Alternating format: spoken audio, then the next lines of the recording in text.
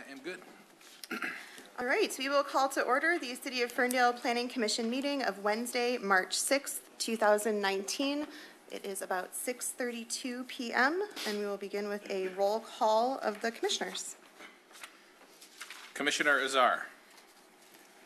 Brazen. Here. Casio. Here. Gurink. Here. Green. Here. Martin. Rock. Here. Williamson. Chair Baker. Here, thank you. Commissioner Williamson and Commissioner Azar are absent this evening. They let us know in advance. Is there a motion to excuse them? Motion to excuse. Thank you. That was a motion by Commissioner Brazen. Second. Thank you. With a second by Commissioner Casio. I do expect Commissioner Martin. We just knew he was running late. So, or did I get that backwards? I think it's backwards.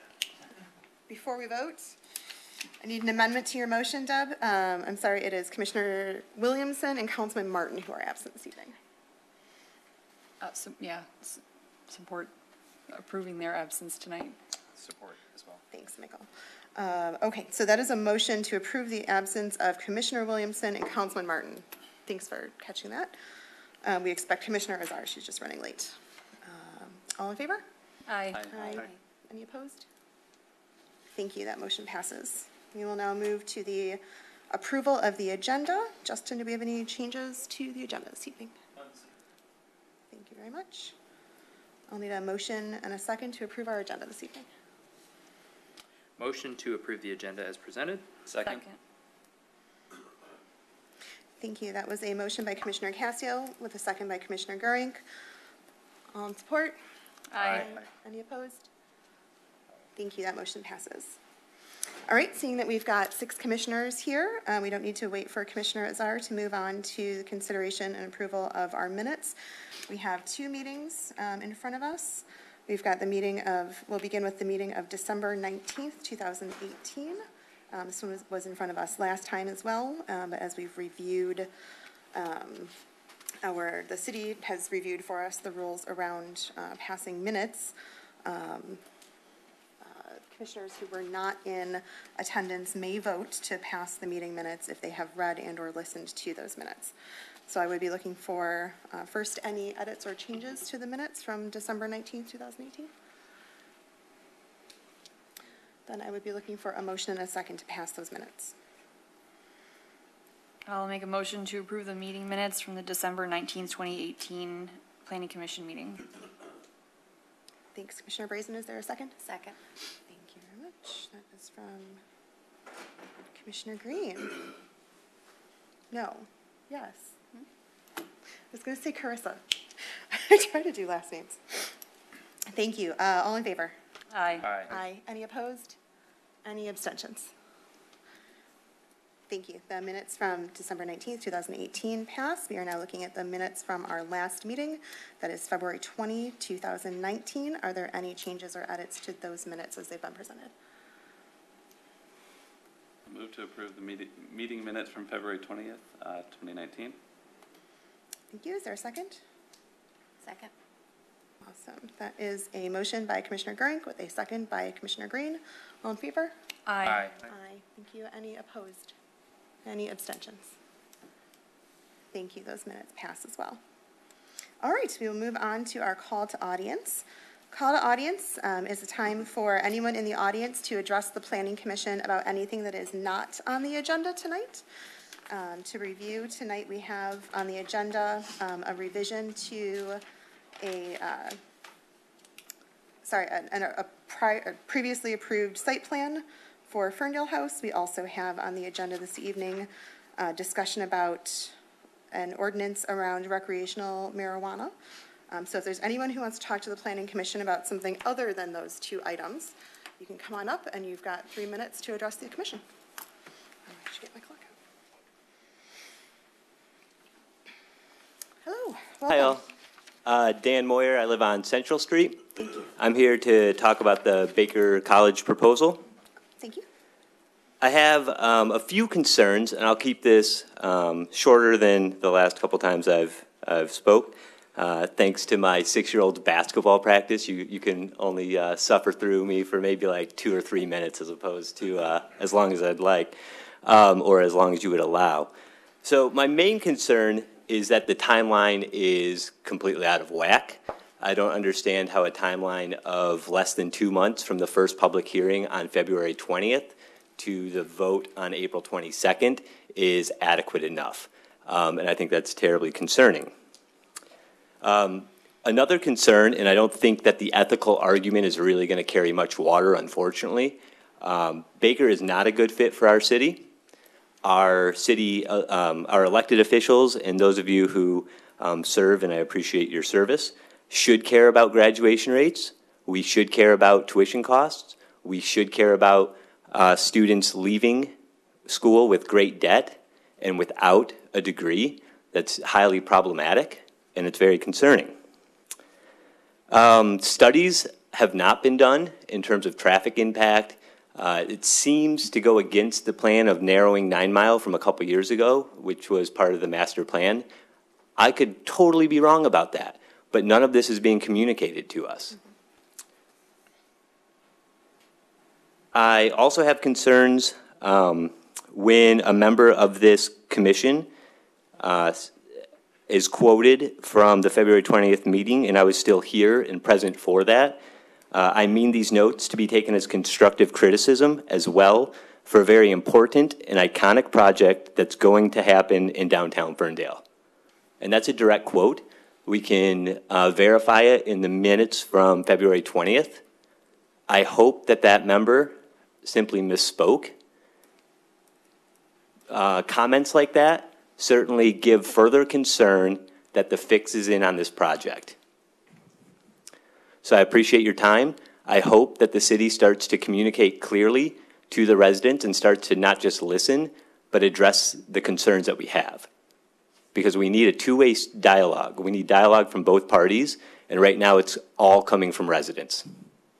Thank you. Thank you. Is there anyone else here to address the Planning Commission on an item? We'll go through public comment. Welcome. Hi. Hi, how do you do? My name's Eric Klein. I live at 300 East Lewiston. I'm also here to talk about the Baker development. I attended the commission meeting on February 20th, and my big takeaway from that meeting is that the timetable set by the city and Baker is dangerously short. And as I've been thinking about things that the city needs to do in the time between now and when they make this decision, and that would include a traffic study to see how it's going to affect 9 Mile and Woodward, not to mention the northeast quadrant of town where I live. And, it also needs a study to understand the impact that this project is going to have on the business community. Thinking about what's going to happen during this time when we have, like construction going on and we're down 2 parking lots. Also, and I know this is not necessarily the purview of the Planning Commission, but we need outreach to educate the community about what's happening, because this is going to have a large effect on their lives. And, I continually meet people that in my neighborhood that have no idea that this development is being discussed. And also we need community meetings to understand whether the people of Ferndale want this development. We do have a choice. And so the city knew 14 days ago when we had the meeting on February 20th that they needed additional meetings in order to get input from the community. And, it's been 14 days and we haven't heard when those meetings are going to happen. And ordinarily, I understand that things happen in city government and 14 days isn't a big deal, except when you're setting a timetable where you only have 8 weeks to make a decision. We've burnt 25% of the time between when this was rolled out to the community and when we intend to make the decision. The Planning Commission meeting tonight doesn't have the Baker development on the docket, and I think that's like a special kind of insanity that we're living in a place where we have this really big decision that's going to be made very shortly, and it's not making this small Midwestern city's Planning Commission meeting 6 weeks out. So I've been thinking about why we're in this situation, and I can only come up with 2 possibilities. And one is that the Planning Commission is simply too busy right now. I went on your website. I was blown away by how much work you guys have going on right now. And so that led me to the question of, are we in a place where you guys have the time and the resources to make an educated decision on this Baker development in the time that we are allotting for it? The second explanation that I can think of is that the Planning Commission and the city are not concerned because they already know what the outcome of this process is going to be. You know, the city said last Monday at the city council meeting that it will extend the timetable if it feels like it's not satisfied with the Baker plan. But I think we know that that's not a possibility, that Baker needs to break ground on this campus this summer. And with, you know, like permits to get, I don't know anything about building. I hear permits are important. They don't have time to dilly-dally. Baker has announced to the world in the press that they have every intention of opening a campus here in 18 months. And I can't see how they would do that without having some assurances that this deal is going through. So they've alerted their students that they're going to be boarding up the windows of 3 of their campuses very shortly. And they don't appear to have a backup plan. I haven't seen any evidence of them looking anywhere except for Ferndale for this development. So I guess I don't understand how we could be in a place where this isn't going through, despite the fact that the city has said we're still considering whether we want this development. So you've gone over your time, so some final comments just to wrap it up. I think I can leave it at that. Thank you. Okay, all right, thank you. I didn't want to cut you off, I just wanted to give you the high sign, that was all. Okay, thank you. All right, anyone else here to speak to anything that's not on the agenda tonight?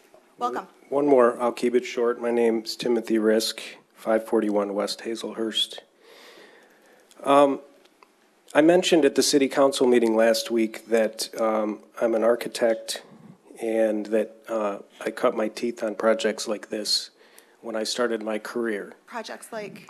Projects like multi-story high-rise 3-4-story buildings like Baker and College. parking I'm sorry. garages, like Baker Thank College. you. I'm Okay. sorry, I didn't That's okay. mention Baker College. That's all right.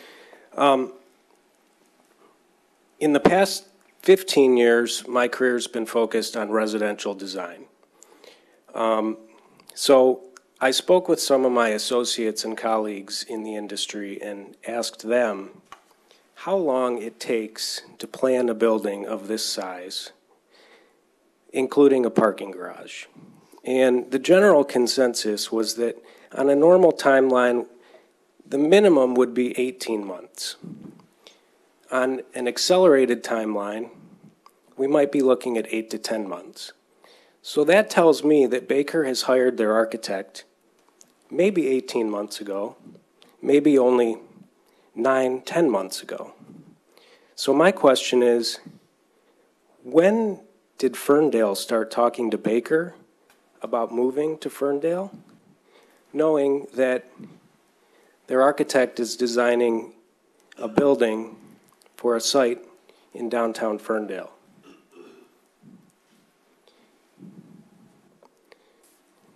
That's it. Thank you very much. Thank you. Anyone else here for public comment on anything not on the agenda this evening? We've got someone else coming up.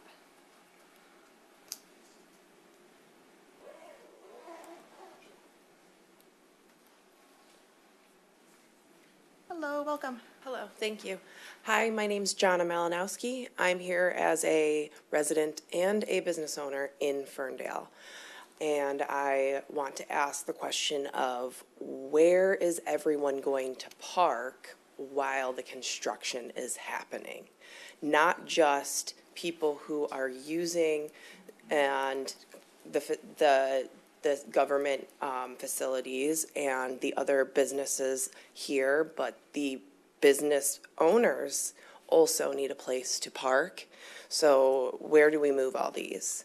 And I also want to just back up what these gentlemen have said. I also have those questions as well. Thank you.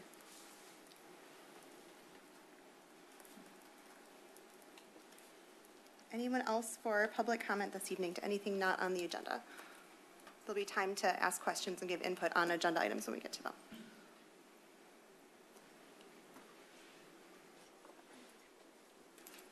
Hello, welcome. Hi, welcome. Good evening. My name is Rael Blair. I'm a resident on West Maplehurst. Wanted to start by saying thank you for your service. And I just wanted to echo some of the comments that have been made regarding Baker.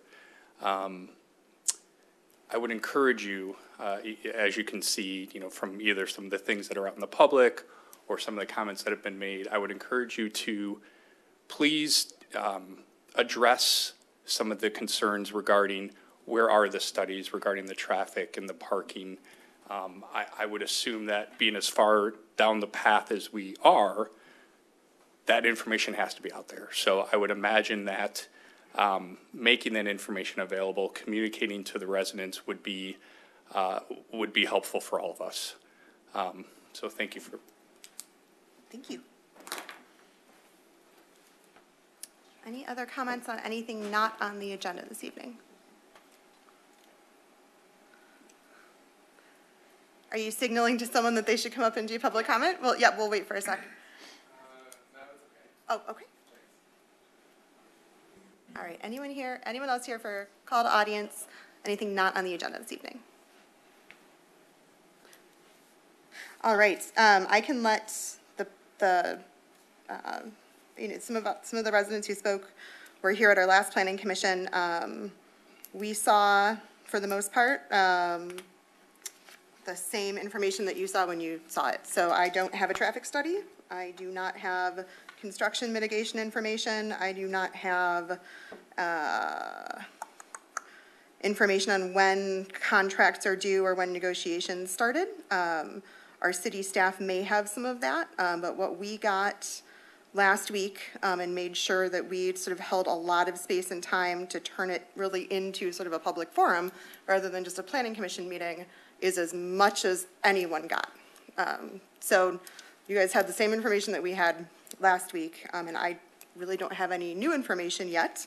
I want to let Commissioner Cascio address the comment that was raised about his comments at the February 20th meeting, suggesting that the project was moving forward. Yep. So I just want to apologize for a comment that is, I guess, not written quite correctly. I misspoke when I said that. So if this project were to happen, it certainly would be an iconic, transformative project in the city. That's not to say that it is for sure happening, so I just want to apologize. I can see how that comment is confusing based on the information that you outlined tonight. And I would just like to say that I express the same concerns about the timeline as you've laid out, which is why I gave such a lengthy response at the last Planning Commission meeting. So I think there's a long way for this project to go before it's something that we would approve. Thank you. Yeah, and we are not negotiating contracts or anything like that with Baker, so we haven't seen any documents related to financial negotiations or anything. That's the city council, but I can look at our planning department who's here. I don't know if you've got updates on when next meetings might happen, or if there's any other status update that you would want to share for interested residents. Mostly just that, because I don't have one. Sorry. I don't have a ton of updates for you at this point.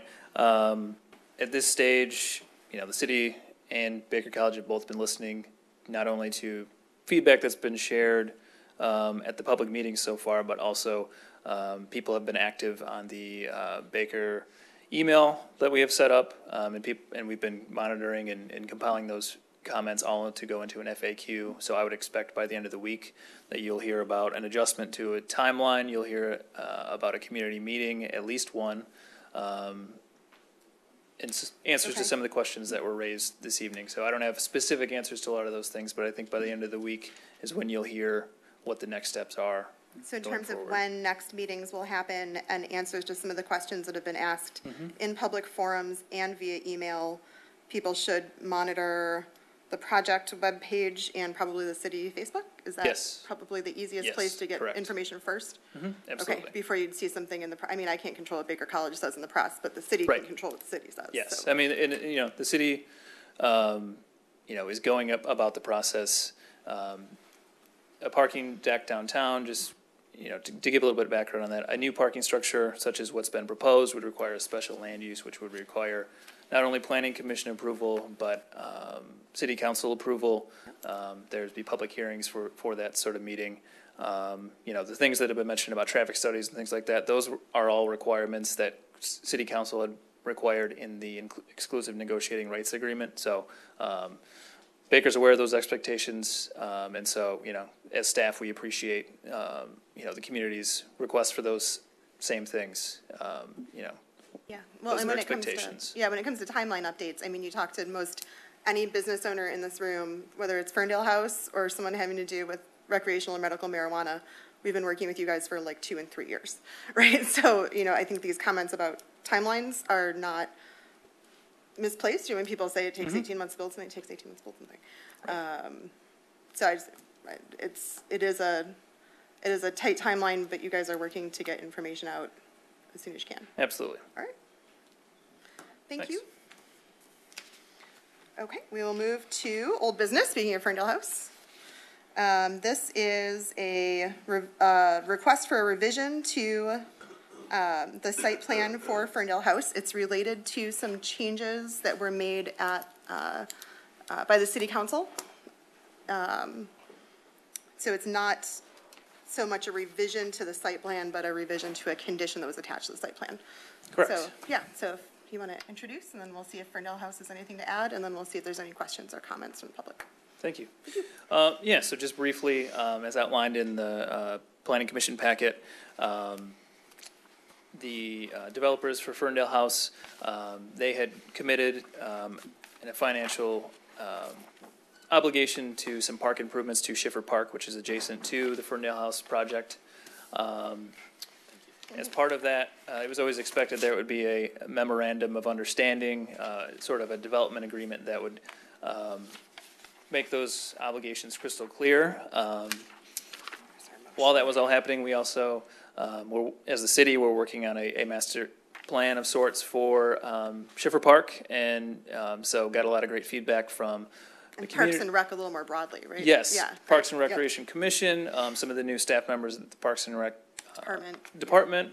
DDA businesses, city council staff. So the plan really was reshaped. And so, that timeline didn't always align with where the site plans were in the process. So there was an initial condition that did require that, the park improvements be complete before the Ferndale House development was issued a certificate of occupancy. And throughout the memorandum of understanding, there essentially, initially the way that the initial documentation was written, it was that Ferndale House could make those improvements. In the end, after a lot of discussions, it made sense that, the city handle those improvements, the actual construction of those improvements. Ferndale House would still provide the financial obligation that was previously discussed. So it made sense as part of City Council's most recent approval of the Schiffer Park plan and this memorandum of understanding. It made sense to remove this condition, which is really no longer valid because the city is the one required to complete these improvements. And there's, in the memorandum of understanding, there's some timelines and payment details and things like that. But so essentially just here tonight to get the, for your consideration in revising that condition in the motion. Thank you. I just want to ask a quick clarification about that motion before I invite Ferndale House to come up. When I look at the proposed motion in our packet, is it just restating that motion from June 6th, but removing the condition about the park? Correct. So now there are 4 motions, or conditions. 4 conditions rather than 5. 5. So we're just restating original conditions and subtracting one. We're not adding or changing any of the other conditions. Correct. Perfect. Thank you very much. All right. Is there anything that our Ferndale House representative would like to share? Welcome. Well, hi again. How's everyone doing today? Hey, how's it going? This is just to finalize the agreement, get your park going. We're all very excited. And, we can't wait till spring. Is it going to warm up anytime soon? Please tell me. We'll be all set. The only quick question I had for is it number 3 in the conditions? Is that right?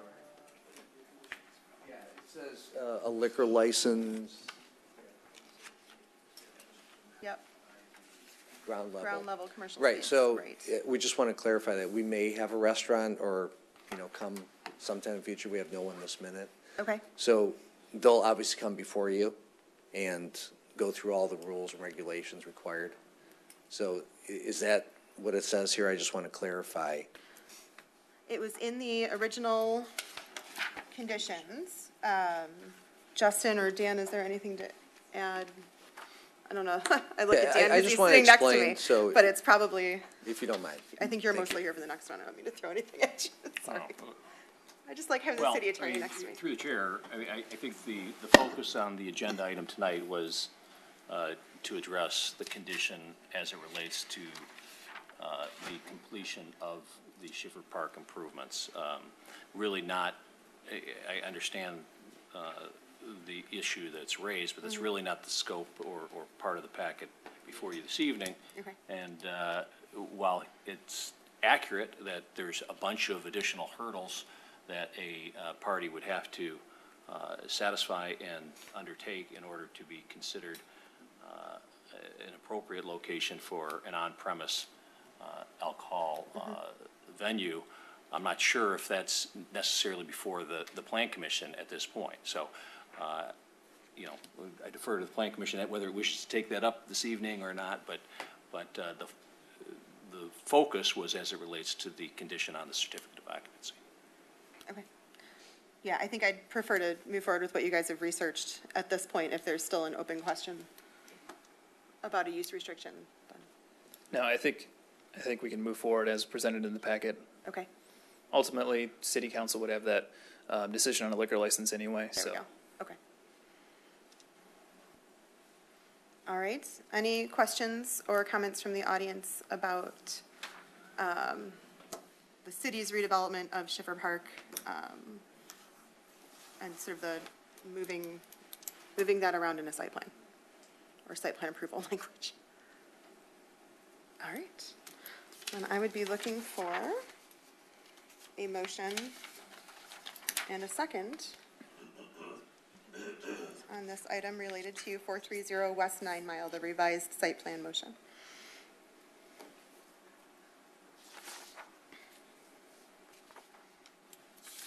Do you want the motion? I can pass it to you. It's at the bottom.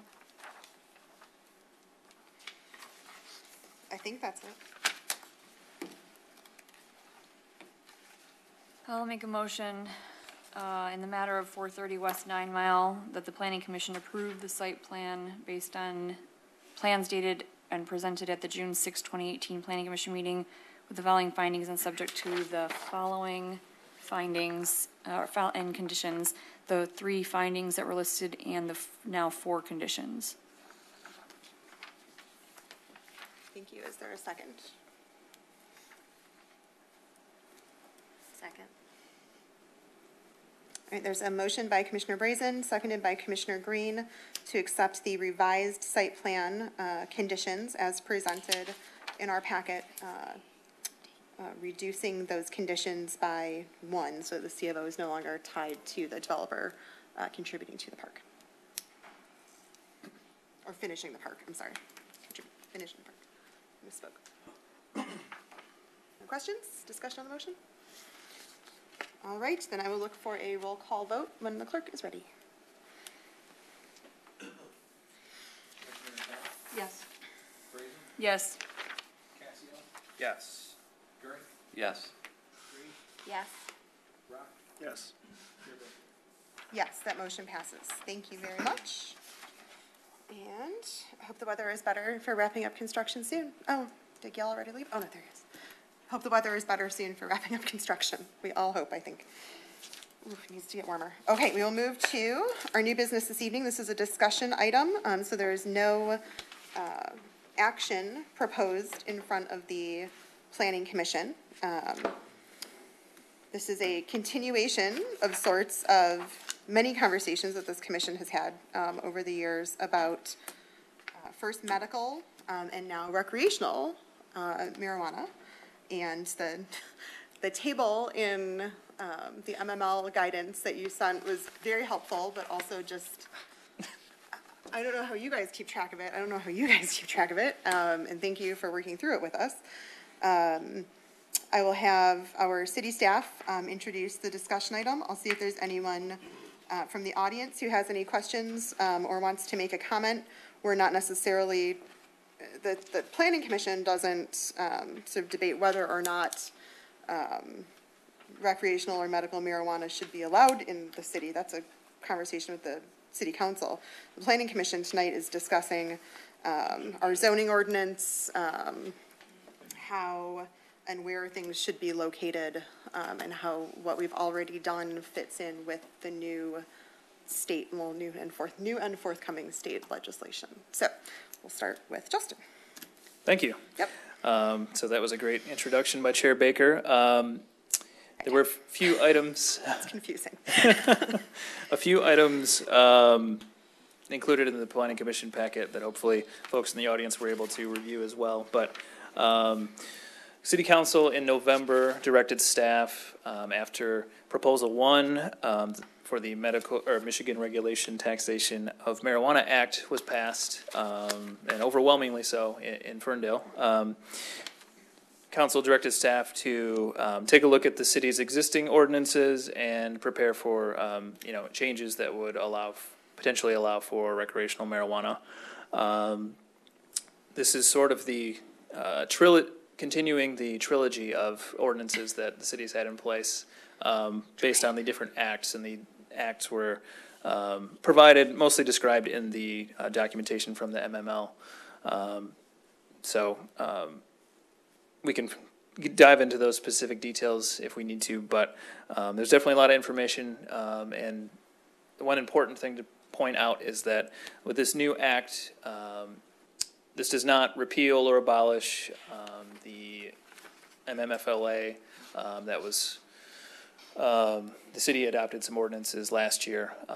As the Planning Commission certainly knows, there are 3 applicants in the process trying to obtain a state of Michigan issued operating license for 3 medical marijuana provisioning centers in the city.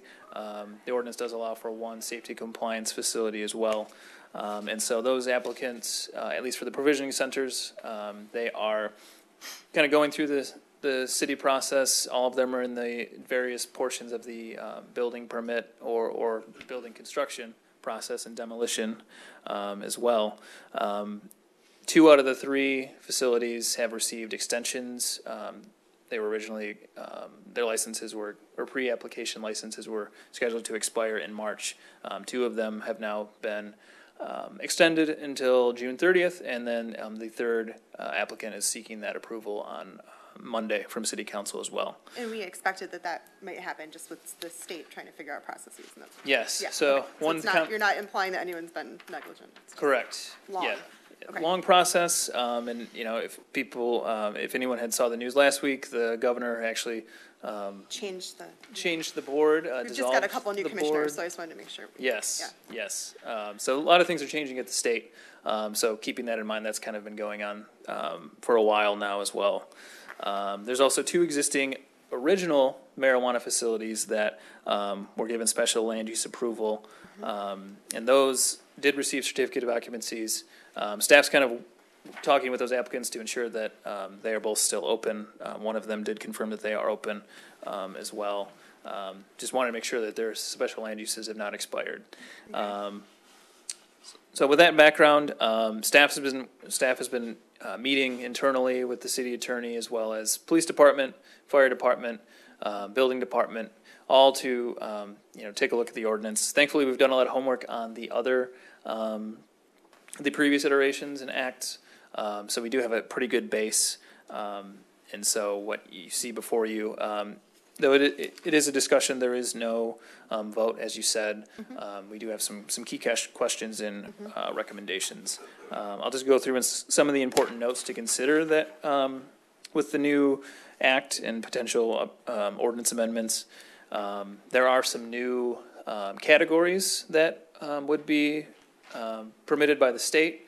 The city does not have to opt into all of these different categories, but marijuana grower, safety compliance facility, micro businesses.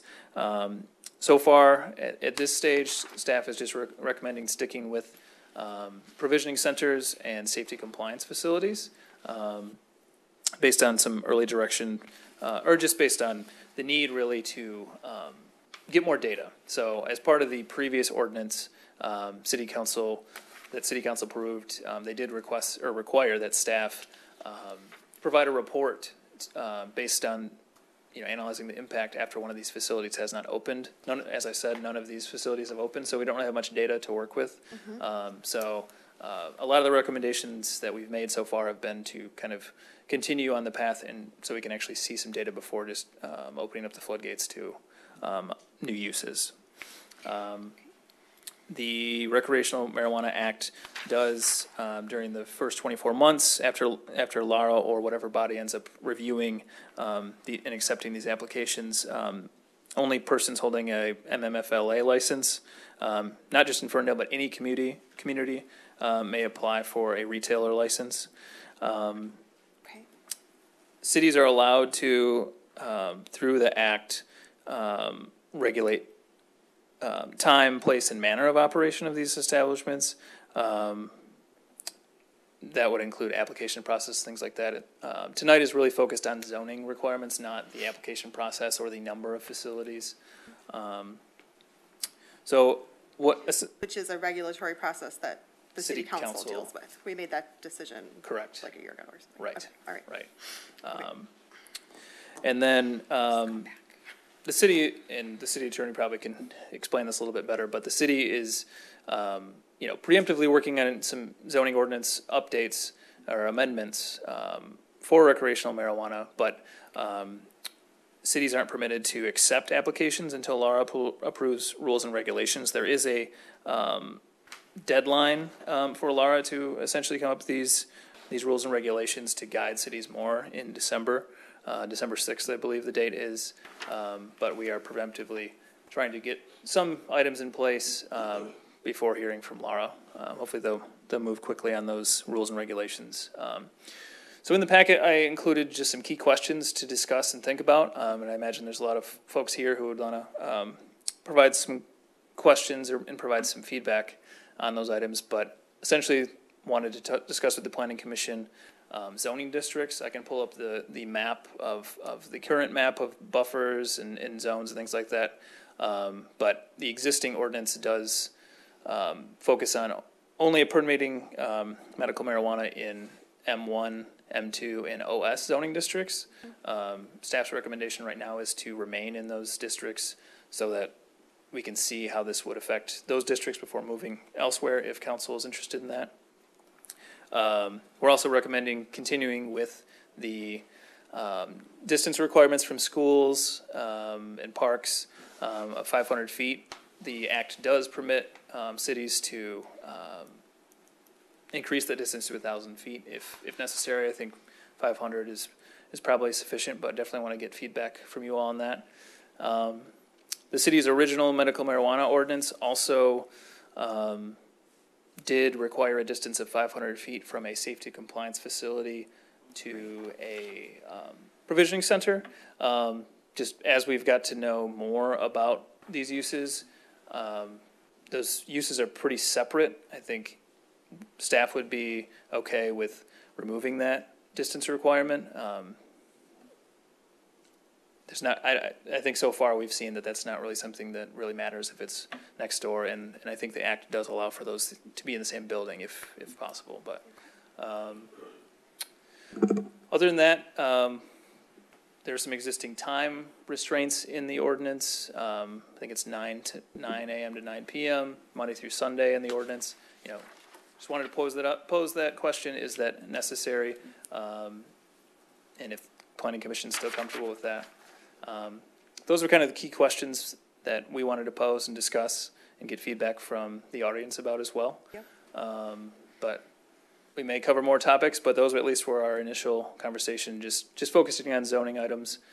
Just for folks in the room, the goal would be to, discuss this, eventually come back for a public hearing, get council's feedback on this as well, probably before the public hearing. But any zoning ordinance amendments such as this would have to have a public hearing at the planning commission and hopefully recommendation to city council, and city council would also hold a public hearing as well. Can I ask a quick question? If I heard you correctly, is there some sort of like June to December gap that may be happening where, so if we've got provisioning centers that have received extensions that'll take them into the summer, but Lara's not approving things for us until December, are we going to have people expiring? Through the chair. Okay. What the city has authorized is provisioning centers, and it is not, a provisioning center is not the same thing as a retail establishment. Okay. Which is provided for under the initiated law 1 of 2018. So the LARA rules, which are scheduled to be prepared by December 6th, would be as it relates to the types of licenses that are authorized under the new law. So it doesn't necessarily impact the previously authorized provisioning centers. And, so we don't have people who are going to have any land use or site plans expire because they're waiting for something. Okay. No, because they've only been authorized to be a provisioning center. Fine. And on that point, if I could, just just to further. I just didn't want them to get stuck in red tape, mostly. Right. With us. I don't think that's going to be the case, at least at this point. But recreational use of marijuana is now approved and authorized under state law, as long as you're over, not under 21 years of age. The issue is, as it relates, or one issue that will be discussed will be the issue of the additional types of licenses that Justin noted, which principally is micro business or a retail type of establishment, which is going to be different than the provisioning centers. And the other significant difference in the initiated law is as it relates to municipalities' ability to determine whether it wishes to have the licensed establishments. Certainly the recreational use is going to be allowed under state law, but the licensed establishments in the community, and unlike the Michigan Medical Facilities Licensing Act, which was a opt-in provision, the new initiated law is an opt-out provision. At the council level. At the council level. So that's not really before you this evening, but as you evaluate and think about it, the question really is as it relates to the retail issue. And Justin's point was that there will be a report provided by staff once a provisioning center is actually operational. The requirement in the ordinance that was approved by council requires that report to be submitted to council within 6 months of one of the provisioning centers opening. Okay. I just wanted to make sure we didn't have people's site plans expiring or any of that sort of stuff that we could take care of administratively. Right. Because of a time gap with a state regulation. Yeah, absolutely. Thank you. For commissioners who don't know him, this is our city attorney, Dan Christ. I'm sorry, sometimes I assume that people know each other. And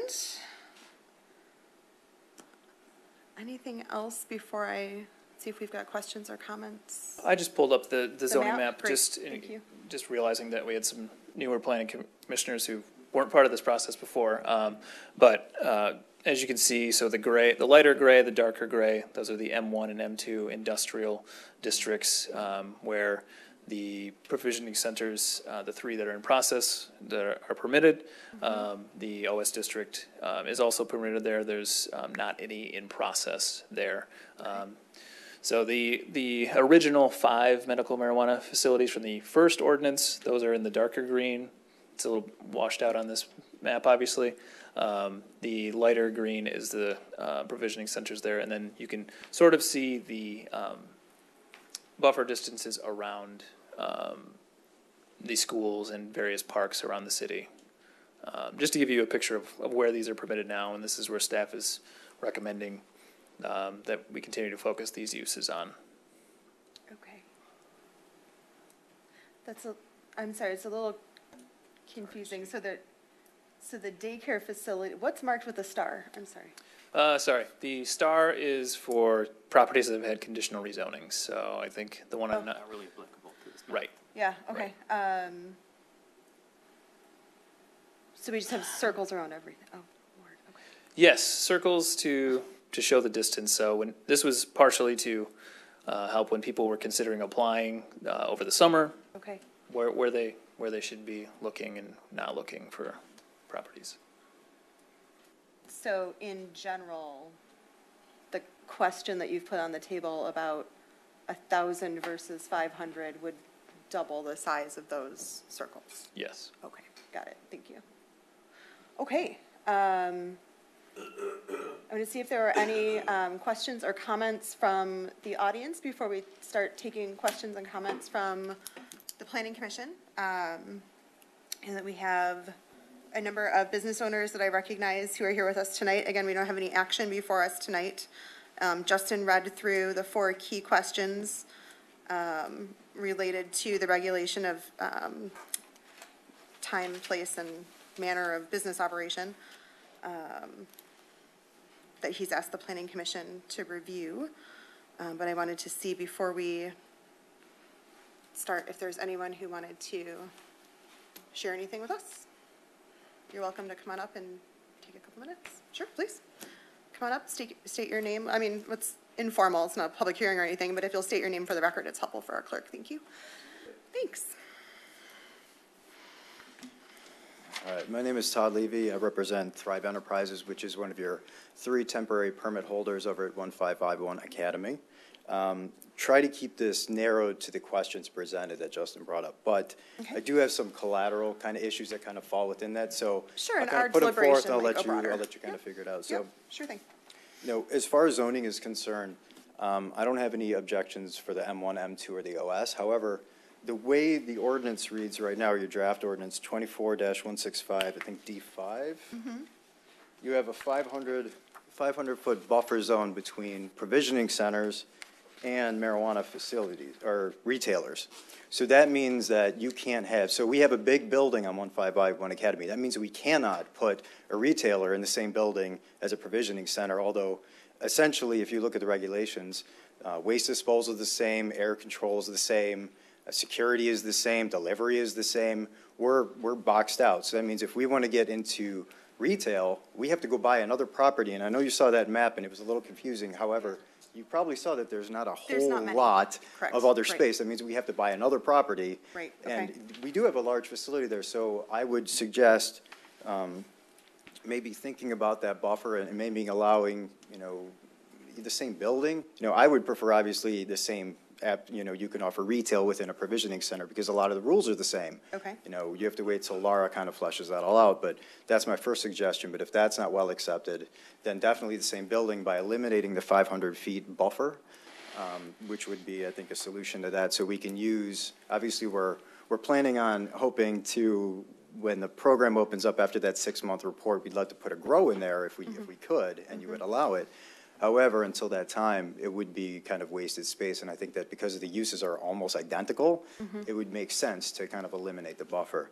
So that's one of the things that. Can I ask you a quick question Yeah, on go that? ahead. Just on that train of thought, because it is one of the, do you see safety compliance facilities being of a similar nature as well? Now, so what happens To is co-locate? if you're not familiar with the program as a whole, like I'm kind of an expert on asking that. you. So safety compliance is, there's no public that goes in those places. They have their own staff. It's basically a testing lab. So all the that's what I product thought. from all of the other uses, the core uses, whether it be manufacturer, processor, or retail, have to go to the safety compliance facility and get a passing grade basically on microbials and heavy metals and things like that, and then it has to basically, nothing comes back from the safety compliance facility. It gets destroyed there. Right, you So- just get the result. Yeah, so I wouldn't, when it comes to zoning and things like that, I wouldn't even, for me, I wouldn't have it as a concern really, because it's not a public facility. If there's 10 employees there, that's gonna be a lot.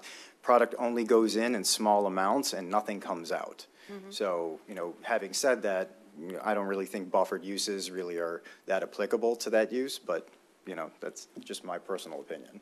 Thank you. Yeah, my sense was that it was a lower intensity use when it came to parking and sort of public access and that sort of stuff, but. Yeah, absolutely. Thanks. All right, Absolutely. Karen, sorry about that. And, because they don't have a lot of marijuana in the facility and everything they do gets destroyed, your risk is very, very low for that type of thing to begin with.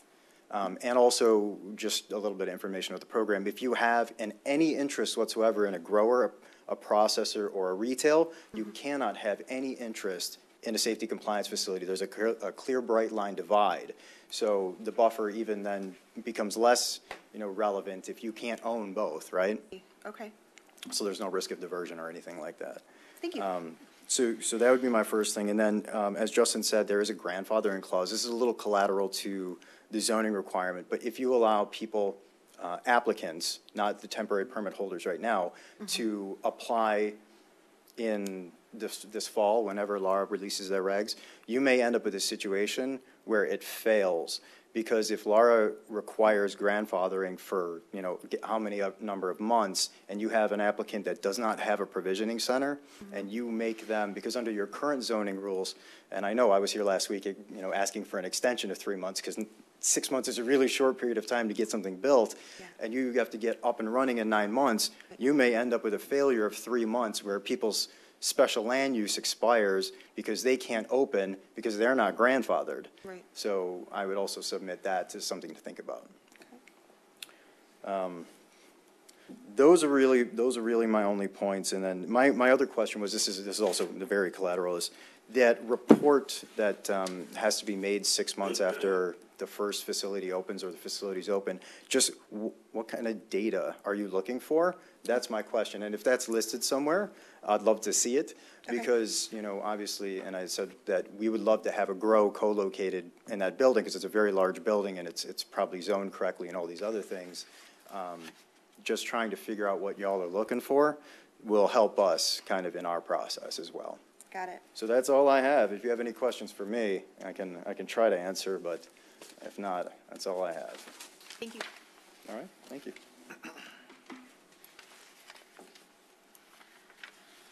Is there anyone else who had questions or input? Please, come on up. It's just a discussion item, so discussion is welcome. Welcome. Good evening, all. 1521 East, 8 Mile Road. Hi, Justin. We looked at the ordinance that was drafted. We got it on Monday. I read it, went through it every single line. Everything is fine. However, I bought 1521 in late 2014. Okay. We applied for a recreational marijuana license, C of O. God, mid-2015, I'd say, Justin? Yeah, medical marijuana, mid-2015, something like that. We went through the process. We spent so much money.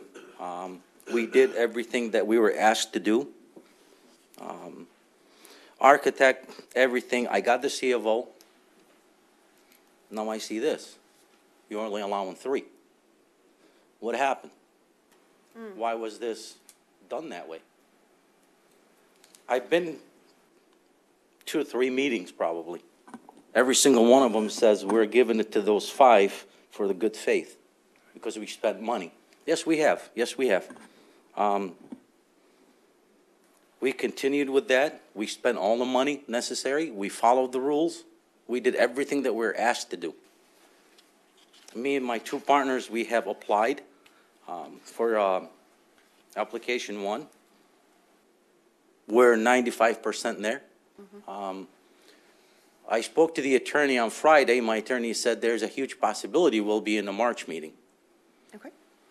Now, my question to you guys, everything happens so quick, and I feel like everything happened behind closed doors. The last meeting we were here, my partners can agree with me, and some people, I see some faces that I recognize. 5. We were supposed to get them. We were one of them. 2 weeks later, they said, no, now the application, everything has changed. The application is who first come, first serve. Whoever has the application won't approved by Laura.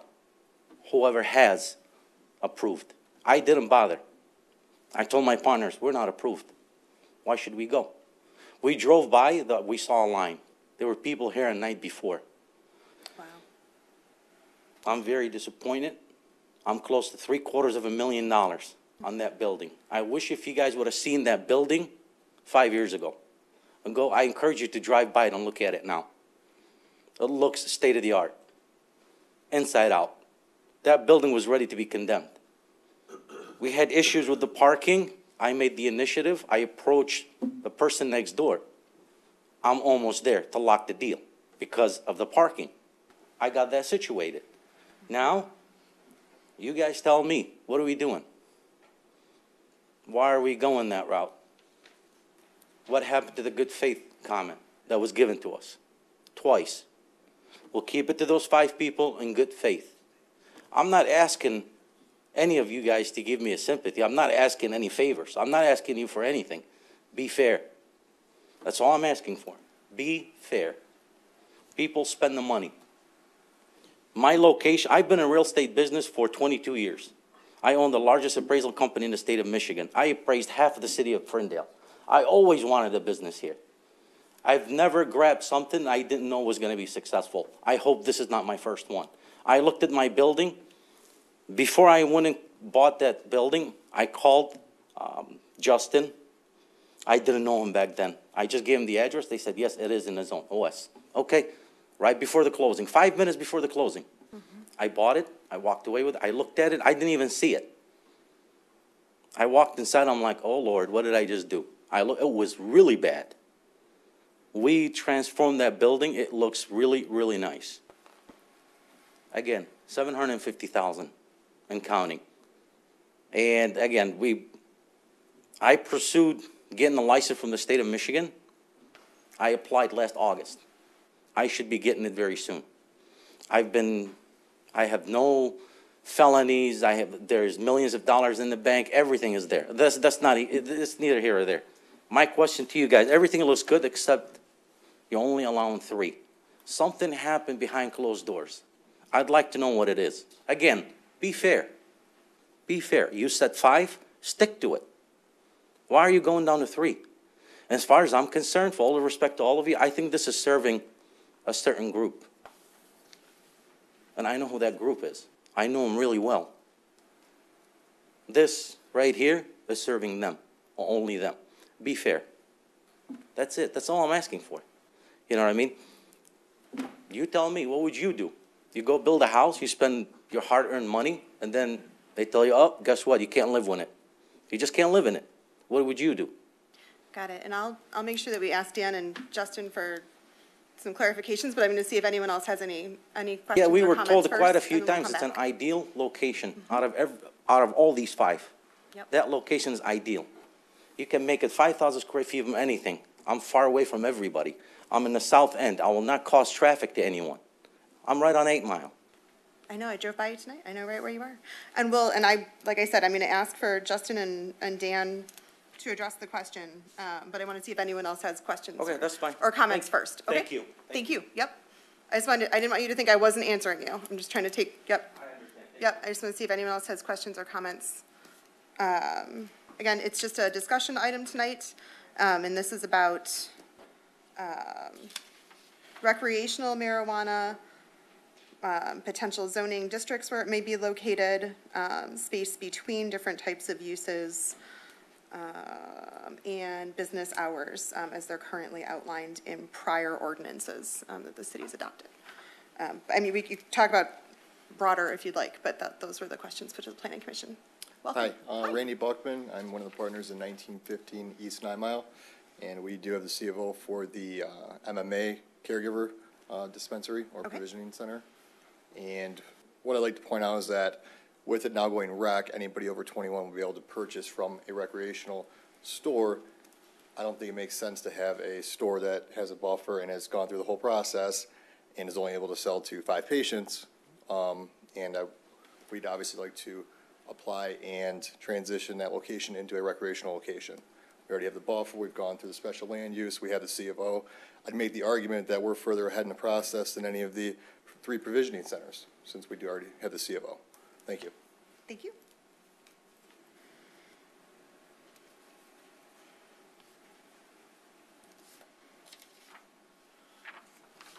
Running out of space. Welcome. Hello. Hi, good evening. Paul Weisberger, 211 East 9 Mile Road, Ferndale, Michigan. I'm here on behalf of 4DMR, which is one of the 3 license or provisional license issued to the medical marijuana facilities. Predating that, the facility we're talking about is on 1921 Hilton. We also went through the special land use process. So we've been going through the gyrations of each one of these stages for about 3 years. We rented the building for 2 years, and then very recently we purchased the building in excess of $1 million for the sole purpose of knocking 2/3 of it down so we could be properly parked. We've hired Ron and Roman, who's a great architectural firm out of Birmingham, who does all the restaurants you might like in Birmingham around Detroit, to do the exterior and interior, and also work on the landscaping. Obviously, my comments are going to sound self-serving, so I'll say that these should apply to the other 2 applicants in the city, as well as possibly even the 5 people that went through the special land use that we also went through years ago. So whether the number's 3 or the number's 5 or 4, obviously self-serving 3 is better for us, but the 3 to 5 range doesn't bother me. So I do understand the plight of those people that were in and have been following and even closed on property. But I would tell you that I think a lot of the heavy lifting that was done from a land use standpoint really doesn't change much between medical and recreational. I think there will be more traffic, but I think the voters have spoken. 83% voted in favor of recreational marijuana. So I would hate to see those that have, whether it be north of me on Hilton or on Academy Drive, have most likely have had to close on $1 million buildings because you really can't. It's hard to find a landlord that wants to lease to a medical marijuana or marijuana use due to some of the banking laws and the federal regulations involved. So most of us had to come out of the piggy bank and buy the building in order to do that. But from a land use standpoint, because that's what we're talking about here tonight, I do think that you've done the heavy lifting. The analysis that was done for the medical marijuana facilities is the same analysis you're doing now. The buffers should remain the same. The hours of operation are fine. What number you want to have, whether it be 3, 4, or 5, I'll leave that to the commission and the city council. But I would, on bended knee, please allow me to, we've always known that recreational was coming. I was on the drafting committee for it, so we knew it was coming. And I'd hate to see a facility be medical and then 500 feet away you've got a rec only. I mean, it seems odd to me. If you go to like Colorado, you're going to see medical and recreational facilities together. And Laura will address this, but whether you have a second checkout counter or you have a button you press on who gets taxed which is about the extent of what's really involved in the facility. Again, the use is marijuana. You guys have done the heavy lifting on the zoning and the buffering and the zoning districts. I would like you just to stick with that and allow those 3 that have, if they receive their final approval, and that's what we're working on. You have to build the facility first before you can get your final approval from the state, which is crazy, but you do. And whether that number goes to 4 or 5, that's up to Planning Commission, City Council. But thanks for your time. Thank you. Yeah, it's some of the inherent sort of backwardness in the build it, then get an approval is why I asked the question about site plans expiring and that sort of thing. So thankfully, I don't think we have to worry about that. Hello, welcome. Thank you. My name is Heather Heine, and Carol Chang is here with me. Welcome. We are tenants at 2505 Hilton Road, and we have a small ISO-accredited laboratory that we've established there over the last 2 years. We're personally funded. We put a couple $100,000 of our own into the operation and got it accredited. And we discovered during the process that we are a little too close to one of the other businesses. So I think everyone's dealing with this issue, and we know that rules are not changed for one business, but we just wanted to sort of put our faces to the name, Olive Biosciences is our application, and we hope that, being a lab, having technicians running samples, that might be taken into consideration in the distance requirements. We're not open to the public. We won't be having marijuana sold or anybody moving in and out of the facility. Just samples that we test for pesticides for the most part. So. I was just going to ask that question. Can you tell us a little bit about how it's disposed of, since it came up earlier and you guys? Yeah. So samples are collected. During the process of, so we weigh samples, we extract them using solvents, which destroys them upon analysis. Basically, putting them through different types of solvents and processes. Everything's weighed at the end and also just disposed of in hazardous waste. And we have a hazardous waste supplier that does that for us and all of our other reagents. So, yeah, so we just wanted to, put our names out there, let you guys know that we want to follow the rules and we don't want to harm kids. We're actually part of trying to help make this safer for everybody, and we think this is a really important initiative. I'm a medical doctor from Canada. I totally support that this is, it's time that this comes around, and I hope that some of the stigma and maybe the various other concerns that may be weighing upon all of these small business owners here, could take into consideration that we're human beings. We have put a lot into this, and, we're all very hopeful and waiting patiently, some of us for quite a few years now. So thank you for considering that. Thank you. Any other questions or comments for the commission before we go through and try to answer or address a few of these, but then also take questions from the commission? All right.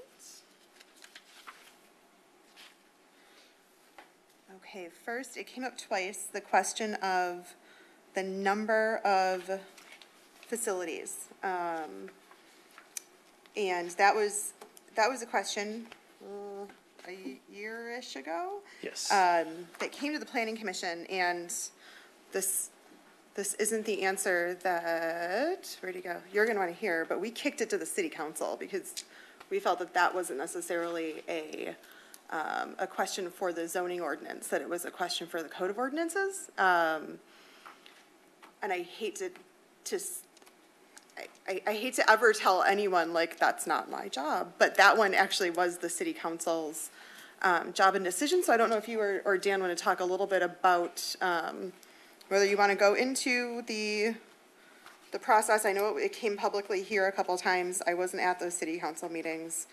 Or perhaps, how at this juncture, as it's sort of coming up again, what perhaps the best avenue might be to talk to the council about, expanding the number, or. Well, I can just touch on it very briefly, because there were we did push that one back to the council. But council did at a public meeting deliberate several for times, I think, actually a couple of meetings that were crowded. A number of people were there that are here tonight, and did at the conclusion of its deliberations determined that at least initially, and that goes to one of the rationales for the reporting, which council indicated it wished to have to provide some data and context once a particular establishment was opened. It limited the number of provisioning centers that it would authorize to 3, and that's what the collective wisdom of the council was, and so that is the number that was authorized. Those have been issued. Those 3 applicants were all step 1 pre-qualified by the state as it relates to their background information, their financial wherewithal, but obviously they don't have, none of them have actually completed their operation. We already heard that they've 2 of the 3 have received extensions that was built into the ordinance, right, to provide for a opportunity for those applicants to have a 3-month extension. And so 3 was the number that was determined by council. In the regulatory ordinance, not zoning ordinance. So if, right, yes. It's actually in both. Okay, if someone wanted to ask for an increase to that number, the forum would be to talk to the city council for the regulatory ordinance. Well, that would be one approach, is to make their position known to council, yes, because it would require a modification and amendment of both those ordinances. Right. Well, we specifically followed council's lead on that number. That's correct. I believe my recollection is the Plan Commission declined to provide a specific recommendation as it relates to the number. Correct.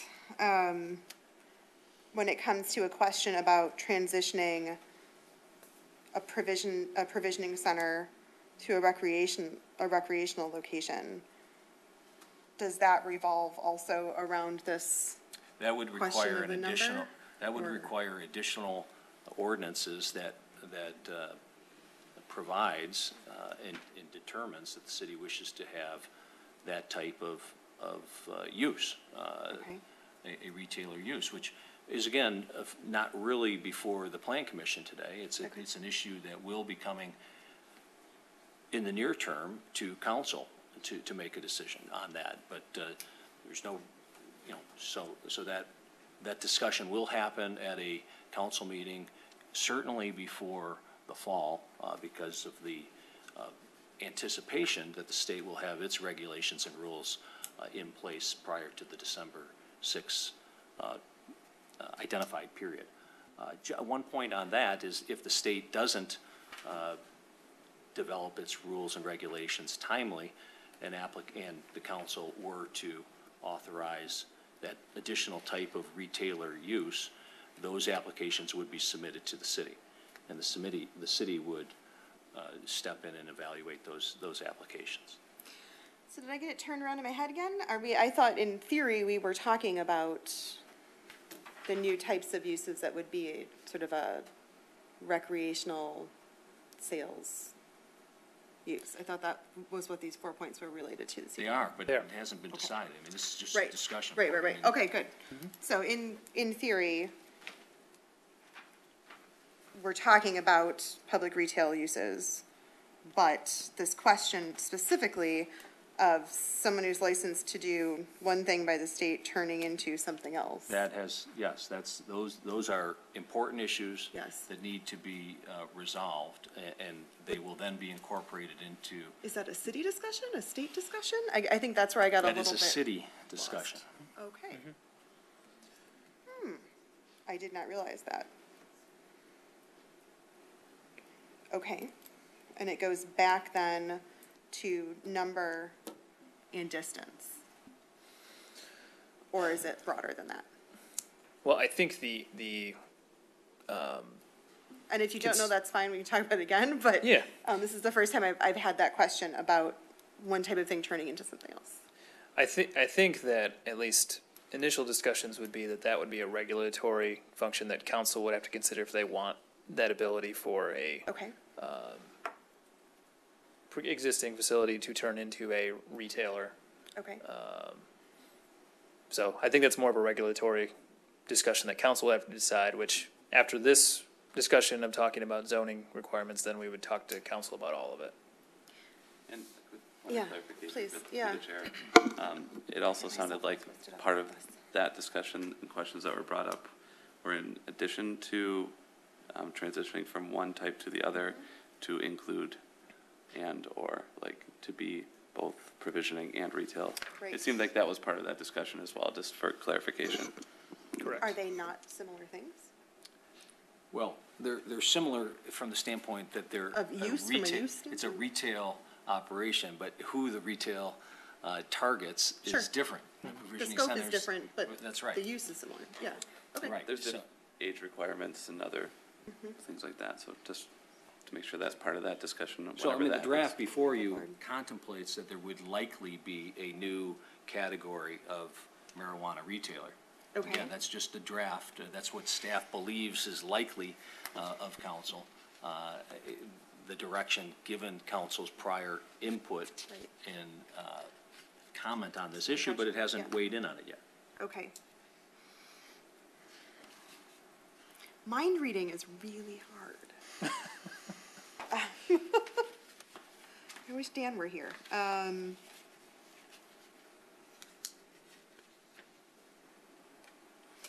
me go back to the questions real quick.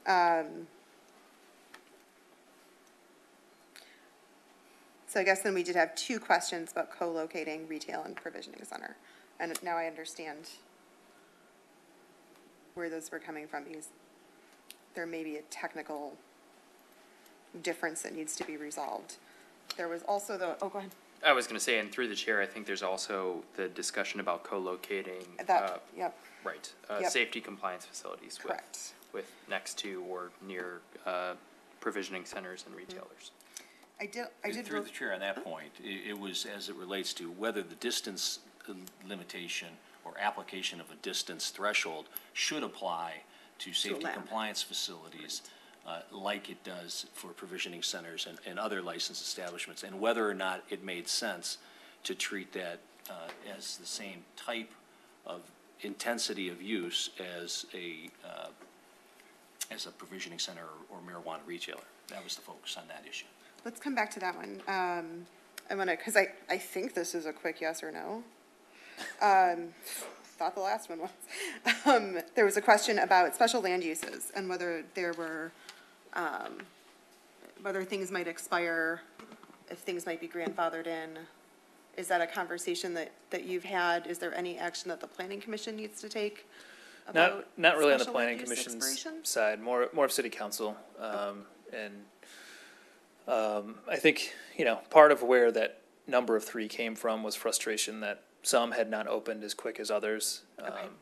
And so I think that's where the lower number partially came from. It also partially came from that the MMFLA allowed for more people to visit those facilities compared to the old facilities. So that was part of council's thinking. I don't want to speak entirely for council, but that's my recollection of part of the discussion. So, I mean, as staff, 2 of the previous 5 are in the MMFLA process. So their special land use really is no longer applicable because they're going through this permitted process for this new use. My understanding is that, so that's 2. So a third facility, their facility is no longer occupied by their use. A new, I think, automotive supplier has moved in. Okay. So That's been abandoned. Okay. that special land use is expired, and then Okay. there are 2 that have certificate of occupancies, and you've heard from both of them tonight that they're open and operating under the original ordinance that has the limitation on caregivers and patients. So if they're open and operating, there shouldn't be a concern that the special land use will expire. Right, it's not going to. They're allowed to continue. That's why I thought to it was like a yes or no question. Yeah, if we're Yep. open and operating, your Yes. special land use is not going to expire. It only Yes. expires if you vacate that use. Right. Okay. They're allowed to continue to operate as they are today. What does council want in that report, and is it somewhere public? Is it in meeting minutes? Is it something you can share with? It was part of the discussion in the minutes, but essentially it boils down to. Thrive Enterprises asked about that one. Right. It has not been solidified in a policy document. I think that's something that staff could deliver as part of the ongoing discussion with this. Okay. But essentially it's boiled down to traffic concerns, parking concerns, calls for emergencies, if there's a Public lot of safety. Public safety. Okay. Pretty much boiled down to those. So impacts on public infrastructure. Yes. Okay. Well, Was I that think the it might be sentence? broader than that, too. It would be any type of, not just public infrastructure, but public health and safety issues as well. Okay. And is there any information that you would want from, I guess, it's not rephrase, not a question. If there's any information that you would want from Thrive Enterprises, it sounds like they would be willing to track things and share. So, Yes, which we appreciate. all right. We're going to come back to distance. We're going to come back to I just want to grab the ones that weren't on your list. Thanks. Okay. I'm going to your list. Talking about zoning districts. Currently, marijuana establishments are allowed under the MRTMA. No. Currently, they're allowed under the, I'm not even going to try. You're right. The prior. In M1, M2, and OS. And as the city contemplates recreational sales uses, the question is whether we think those are still the right districts. Correct. All right, Planning Commission. Are those still the right districts? Does anyone want to? To just repeat a comment that was given by the audience, I think the city has done due diligence on where these facilities make sense, and it doesn't seem like a good use of our time to re-evaluate if those were good decisions or not at this point. It seems like we've already established that that's a good area to put these. Is there anyone who feels differently? I'm not 100% sure I feel differently. I do think there is potential for a different level and intensity of use when you're talking marijuana retail versus medical. Okay. I think,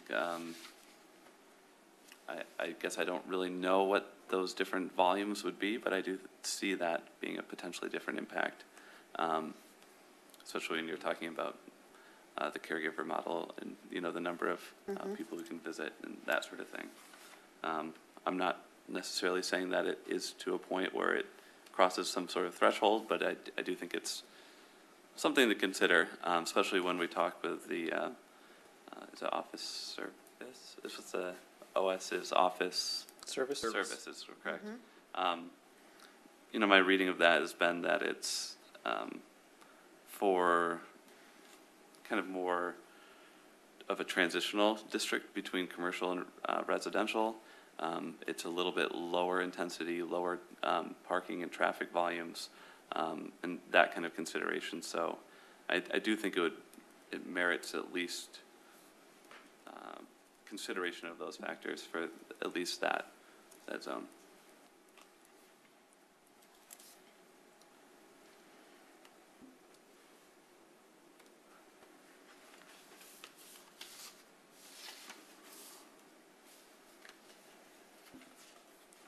My first thought was whether or not there would be site plan revisions required to transition from a medical to a retail, but if I recall correctly, there's not a significant change in parking requirements and.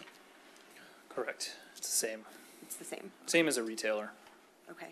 So if you've got a site plan that was approved for a prior medical use under at least the uses in our ordinance, if you were talking about retail, Right. many things would be the same. And that was or planned. everything would be the same. Correct. And that was planned intentionally, but I also would say, you know, as part of that report to City Council after one of the existing facilities opens, parking is something we would definitely look at, and if it warrants, you know, restaurant level parking requirements, then, you know, that could be part of our recommendation. But I think at least two of the provisioning centers so far have provided it over and above parking just because they're anticipating more demand. So I don't think, you know, the concern is definitely warranted. So yeah, something we would monitor in that reporting period, I think.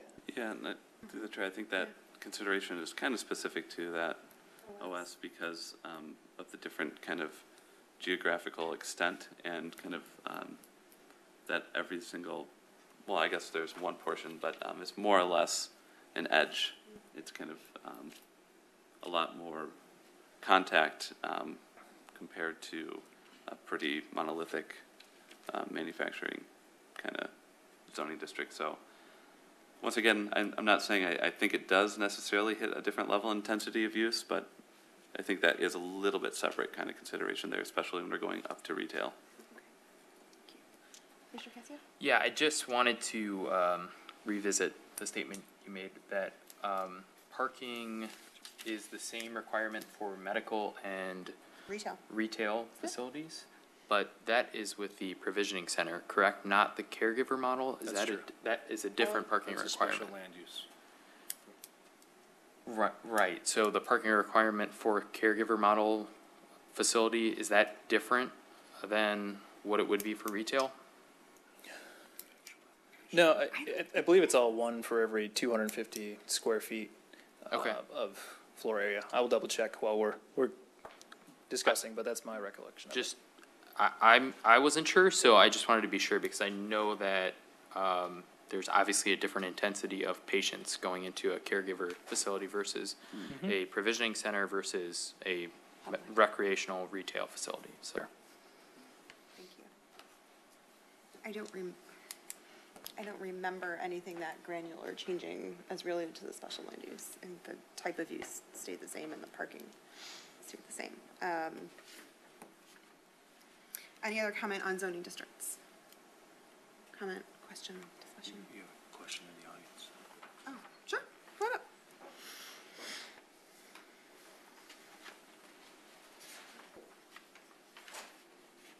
Just two questions. Yeah. Thanks for giving me the opportunity for the second time. Sure. From my understanding, 2 out of the 3 people, a goalpost was moved to them, giving them 90 more days to get the pre-qual. Any reason? From my understanding, first come, first serve for pre-qual. Doesn't look like any of them have it. It's been 9 months. Why not move to the next 3? Why are we moving the post to those guys and giving them more opportunity? Is there an answer? Through the chair, the ordinance required step 1 pre-qualification, which they had, and it's the step 2, an actual license issuance that is predicated on the completion of the facility, and the actual certificate of occupancy has to be issued. Okay. I'm sorry, guys, I'm not satisfied. I'm really not satisfied. $750,000 is a lot of money. I'm not satisfied. I guess we'll have to sit down and meet with the council members. Another silly question. They asked me for $5,000 to renew my license. I'm only allowed 25 patients. How much are you going to charge the other guys who are going to have 25 patients a minute? Same thing, $5,000. Is that fair? You see where all this is going? Just things are happening behind closed doors. Anyone have an answer for that? If you would make $150,000 a day, and I make $500 a day, my license cost me $5,000. Your license will cost you $5,000. How do we calculate that? Yeah, unfortunately, that's not something that I, or the planning commission has anything to do with. But the planning department and the city attorney. Ladies and Heard the gentlemen, all I'm question. I asking don't- is yeah. I could fairness. just say that that's set by the statute. Just That's set by statute, is what Dan just said. State statute. fairness, that's all we're asking for. Be fair. All right. I Thank don't you. have any control over state statute. Okay. Okay, thank you. Thank you. Okay. Where was I?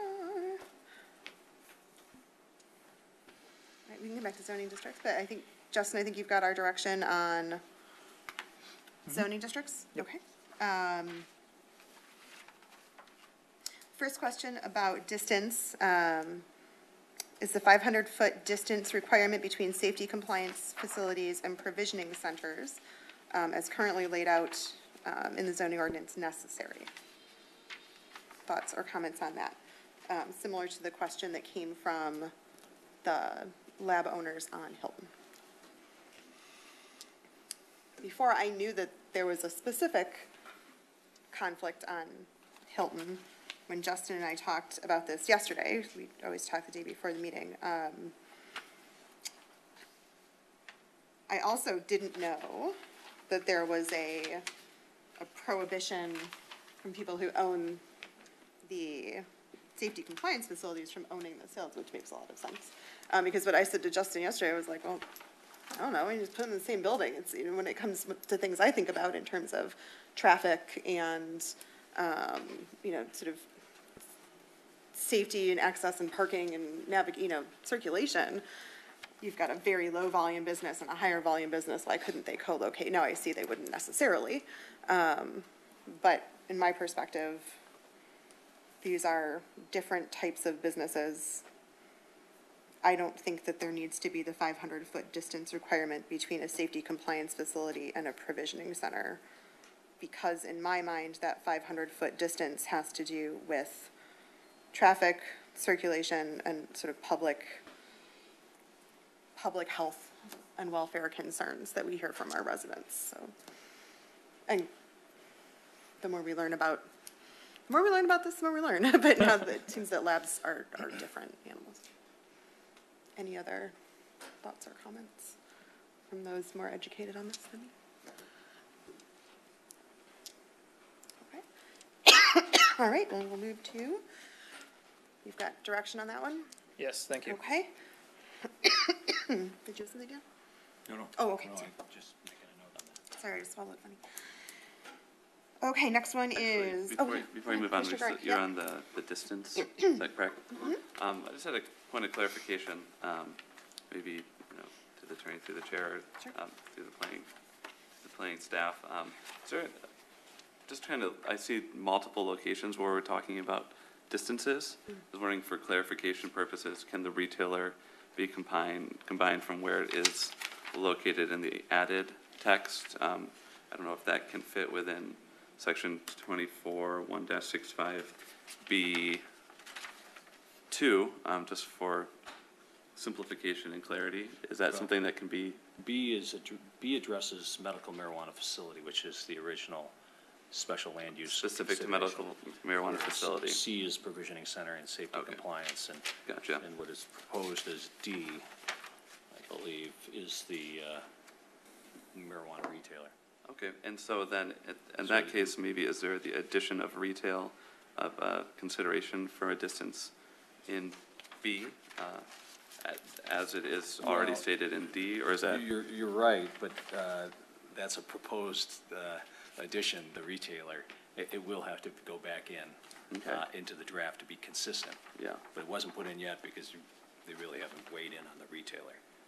Okay. So I think you're right, and the next draft will maintain uniformity for your. Okay, that was just a point of clarification when I was reading through it. Thank you. There were two other, oh, thanks. I was going to jump up and get that, but thank you. There were two other questions, one from Justin and one, or really two, it came from two different audience members about distance. So let me move to Justin's third bullet first, which is the MRTMA authorizes a separation distance between marijuana establishments and K-12 public and private schools of 1,000 feet. Is there any interest in increasing distance, or is the existing 500 feet appropriate? Thoughts or comments on that? We've already expressed that we feel that overall the city's research into this has been appropriate. Does anyone feel that a change is required related to that distance? I do not hear a groundswell looking for 1,000 feet. Okay. And then I would go to the question, and we see this is a hard one because this might require some input from the city council on a question that they haven't yet had. That question about 500 feet between provisioning centers and retailers. Whether it would be appropriate to co-locate them, and then there was also the question about, one type of thing transitioning to another. How should we best tackle that? Is that for a further discussion point, or what's the? I think further discussion point with council. I think they need to determine if they are okay with co-location. The act does allow for that, so. Because one is low volume and one is higher volume. Sure. If I understand correctly. And yes. different age requirements, I believe, as well. Okay. Well, I mean, it may very well be a different universe of customers that are served by those, or patients that are served by those two establishments. So the question on the table is there a reason to have a provisioning center, which is a lower volume, right? Which is a lower volume business, separated from a general retailer? That's the question. I mean, Through the I mean, we've chair. got three types, right? We've got the caregiver model is very low volume. We have sort of that intermediate medical, which is lower volume than public, and then you have the highest volume. Right. You know, so in terms of traffic, parking, impact on community, all of those questions that we might regulate, there's at least two of these types of things already in some state of existence in our city. And perhaps a third type that either things turn into or gets a whole other set of regulations. Right. And right now, they all would be the same requirement, and they align with a retail. 500 from each other is what stands right now. Well, as far as, sorry, Mm-hmm. same requirement for parking, one for every 250 square feet. I see. And that aligns with, just a normal retail shop as well. Okay, So I think it wouldn't really change site plans okay. if there's already existing facilities. You're providing the same number of parking unless you were to expand your retail area or something like that. And right now, they're all 500 feet from each other? Yes. Yeah. Questions or comments? Commissioner Goring, did you have something? Did I cut you off? So really, it's not so much the question about, at least as it currently stands, it's not so much the question about can or should things be 500 feet from each other. It's in the future, can or should things be combined? Correct. Mm-hmm. Yeah, come on up. Yep. Which we need some council input on. Okay. Hi, Randy Buckman again. I guess to make it a lesser ask, I think that we have to see how Laura lets it play out between the rec and the MFLA provisioning centers and have to allow them to co-locate. Rather than transition our MMA facility into a rec, it may be a lesser ask to say that a provisioning center will probably be able to co-locate with a recreational. Our ask is to also be able to co-locate a caregiver I see. facility with a recreational. Got That way, it. we're not changing anything, we're just allowed to co-locate, same as a provisioning center would be allowed to co-locate. So you'd hold two different types of licenses? State level? Yes, technically, but obviously the caregiver would probably be obsolete at that point. Okay. It would just be maybe easier per ordinance. Thank you. City Attorney, did you have something? Well, his caregiver model is not licensed by the state, so his. Oh, okay, I didn't realize that.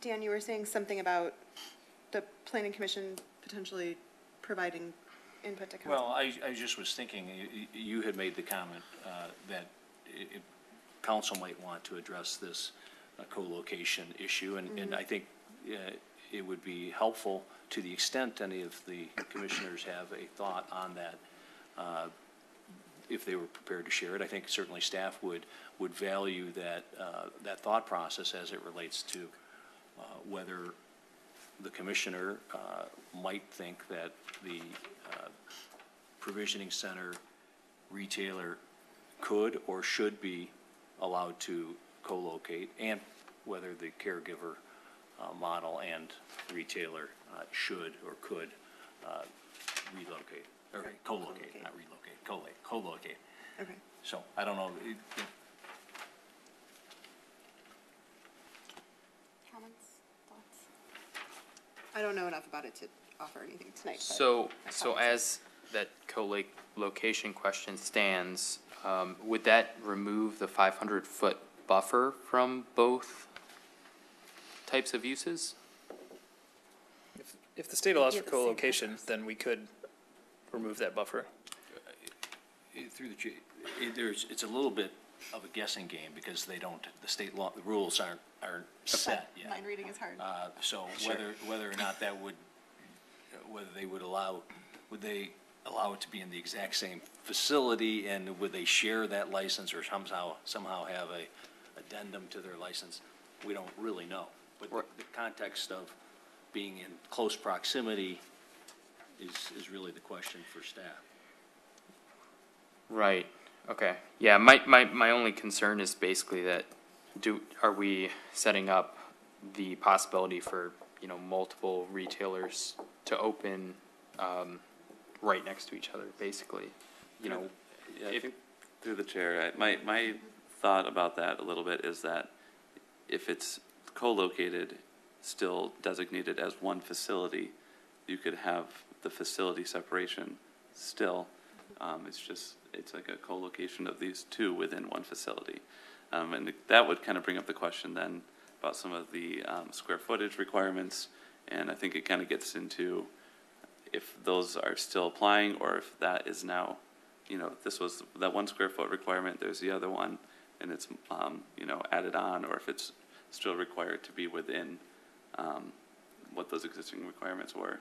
I think there there was some language in there about one not being with another. So I think, yeah, obviously we have to look at what the state's going to be doing with it, but clarification about if there's two that can be considered part of one facility, and if we can still kind of handle some of those bufferings within that context.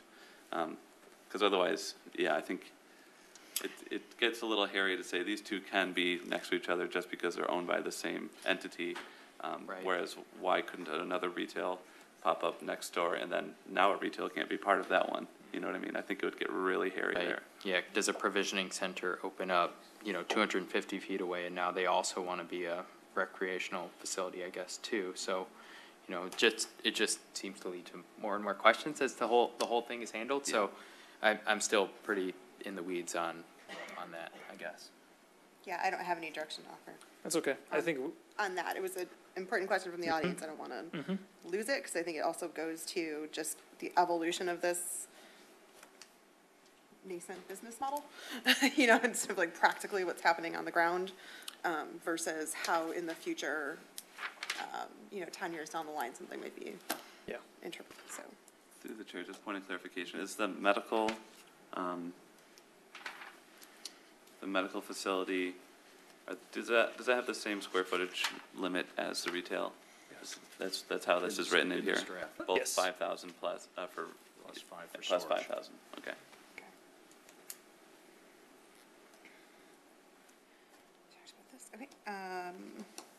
The last question on Justin's list had to do with hours of operations. Currently, 9 a.m. to 9 p.m. Monday through Sunday. So every day of the week. Is that timeline? Do we feel that there need to be any changes to it? What was that last part? Do we feel there need to be any changes to that 9 to 9?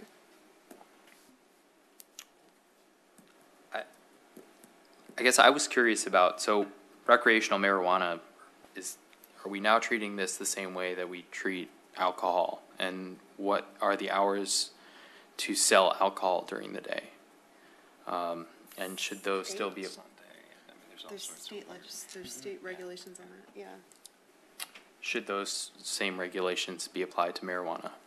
Because if it's a recreational use, and did those even make sense for alcohol? I mean, that's beyond our Yeah, conversation, but broader question. but should it be handled in the same way or not? I think some of those alcohol regulations are at the state level, so it's not necessarily anything we ever put in place. These came out of the fact that this, for a long time, was a special land use conversation. So, Well, like, I can go to the liquor store at 10 o'clock at night and buy a 6-pack of beer. So why can't I do that with recreational marijuana, I guess, is part of my question. well, and I guess I would also suggest that these aren't written in stone. And it wouldn't mean that, you know, if after 6 months there's a report that says, hey, it's kind of just like going to the store and buying beer. You know, or if we hear from business owners that business models aren't working, and, you know, everyone's sort of functioning in this speculative space to some extent right now. So, I mean, there's certainly room for amendment. Any other? Through the chair, Dan, is there any chance that the state would regulate the hours?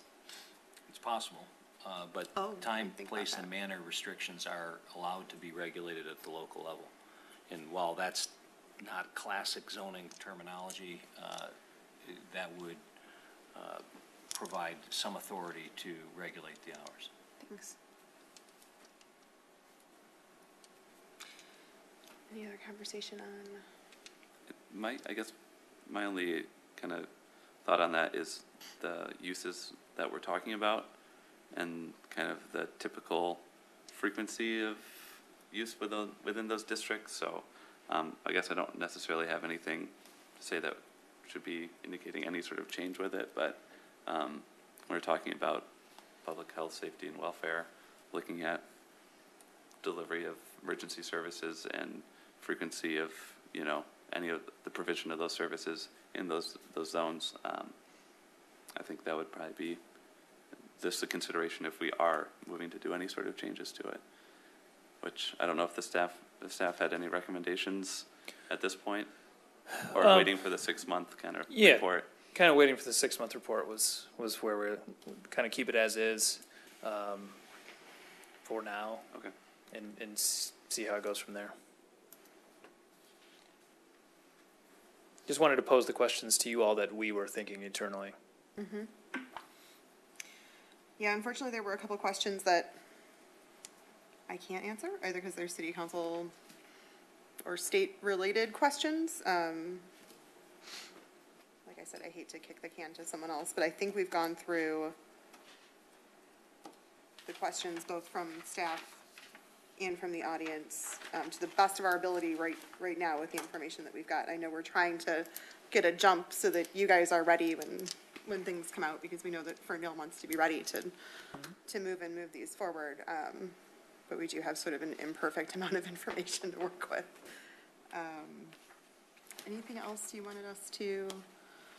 No, I think the feedback from the commission and the community has been helpful. So I think the city attorney and I have enough information to at least go to council and further the discussion. So I would anticipate this coming to council in the next month or so for more conversation. For discussion. For discussion. Right. Conversation only, not voting or anything like that, but to get more direction. So would you anticipate having, I guess that's, yeah, I should ask that question before we wrap this up. What would the next steps be? And what would the timeline be? Given this December deadline, we wouldn't be passing anything until we hear from the state, right? Or until they don't act. It's likely that there will be a suggestion to pass something prior to December the 6th. state rules being adopted. We would act before the state adopts their rules. potentially in thought. Recommendation, yes. Again, it's a little bit of a fluid circumstance, but yes, it's likely there'll be a recommendation for a baseline ordinance, which might still have components that are in flux that would be presented before December for approval. Mm-hmm. And then if, for example, the state decided to regulate time and say things can be open 24/7, that ordinance would come back for an amendment so that we would be in line with the state ordinance, or? That's right. I mean, Okay. if it says, if the state law says it's preempted, then it's preempted, but we would still clean up our ordinance by Okay. repealing. Mm-hmm. Oh, all right. Or repealing that provision. So you'll take an update for discussion to council. You'd come back to the planning commission with a draft Right. ordinance. That would, and at some point, that would be scheduled for a public hearing, Mhm. and hopefully a recommendation for council. Which would also have a public hearing. Yes, correct. Okay. All right. Any final questions or comments on this?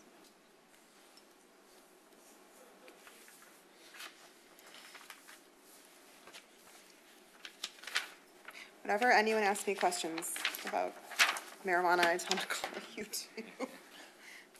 I've had city officials from all over the state, just because they know that Ferndale's been trying to do this for so long, ask questions. So I'm sorry if you've been getting a lot of phone calls. Just saying. Call Justin and Dan. Okay, thank you.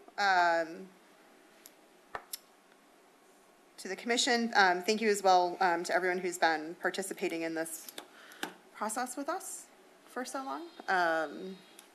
It sounds like we will have first a report to council and then a draft ordinance back to the planning commission before December, it sounds like is your goal, yes? Correct, yes.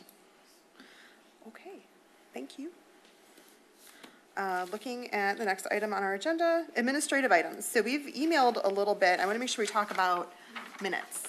Yes. Okay, so we've emailed a little bit about this, and we had some customary practices that have been researched and refined by our city clerk's office. So I wondered if you would just talk with us a little bit about who can vote on minutes, the importance of making sure that we pass our minutes. Sure. And why? Yes, absolutely. So I think a lot of us think of them as just kind of like a perfunctory recording operation, but they're, they're very important. Dug into it. The Open Meetings Act, does require minutes to be approved in a timely fashion, and we have, I think, as the commission in past, and I think everyone's kind of learned a little bit from it. We've had a lot of new members over the past couple of years, and so a lot of changes, which is great and totally fine. But in order for staff to act on, action items from, approved site plans and action items from the Planning Commission, minutes should and do need to be passed. Since the minutes are posted publicly, the recordings are posted publicly, the Planning Commission does have access to those. So even if you have not attended a meeting, it is okay. As long as you read through the minutes, you are able to, vote on that motion and approve minutes. So that's really all we're asking for, essentially. And I think, if there's any questions on minutes of a meeting you haven't attended, certainly call staff. We can talk through those items and go through minutes ourselves and provide more detail. So we appreciate moving forward on the meetings this evening, so those, action items can move forward. That's sort of the short version of it, but. Thank you. Yeah, there was a comment earlier about the volume of business in front of the Planning Commission right now. So, obviously we're meeting twice a month, which is very different from a few years ago. I know it also generates then a large volume of work for the clerk's office. So, the keeping up with the minutes in order for the public to keep up with what's going on really is important. Absolutely. And if anyone's listening or will be listening at a later point to the meeting, feel free to contact myself, Justin Lyons, or anybody on CED staff if there's a question about something that happened that you heard at a meeting or confusion on some minutes. We're trying to be as transparent as possible, and that's sort of where a lot of those project development pages have came from over the past few years and things like, and noticing beyond what is required by ordinance. We're trying to make sure the community is involved as much as possible in these projects and just general planning and zoning in the city. So, and I feel like over the past year and a half, 2 years, we've had more community feedback than ever before since I've been with the city, and so it's appreciated, and I think it's really helped improve a lot of projects. So if you ever feel like you can't make it to a meeting and still want to get feedback, staff is always available. That's what we're here for. Absolutely. Any other administrative items tonight? Just speaking of schedule, I guess, as far as the Baker project, like I said, later this week there will be more information on upcoming meetings, but I would say that, the feedback from the community was heard loud and clear about timeline and discussion, so look for a community meeting, at least one to be coming up. But it does not mean people can't come to the Planning Commission and Council and talk during call to audience just because it's not on an agenda, so hopefully people in the community feel comfortable with that. Probably in March, we will come back with probably some more administrative items and maybe some discussion items. Staff is working on the missing middle ordinances. So we took a lot of all the feedback from the previous meeting and have kind of distilled that into what we think will be some ordinance updates that will touch multiple districts, but really help encourage some of that missing middle housing that has been referenced in the master plan and we've seen in past projects and help shape some of those projects with more design-based requirements. So look for more on that. Probably in mid-April would be when we would like to bring that back to the Planning Commission. So. Thank you.